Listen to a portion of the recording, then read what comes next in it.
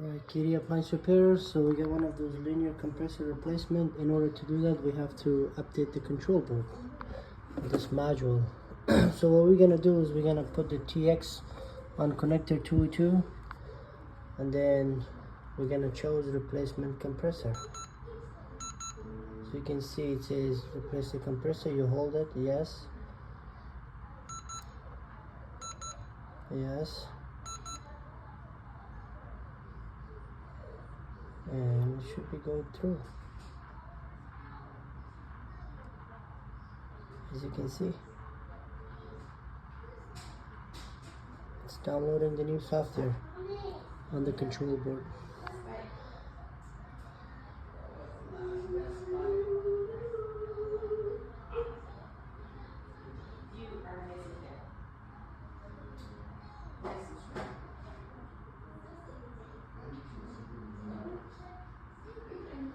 There you go. Update completed. Upgraded complete. So if you have a FC75 compressor, so you're gonna replace it with the linear compressor with the new ones, you have to update the board. If you don't do that, it's not gonna work. Thank you so much, KD Appliance Repair.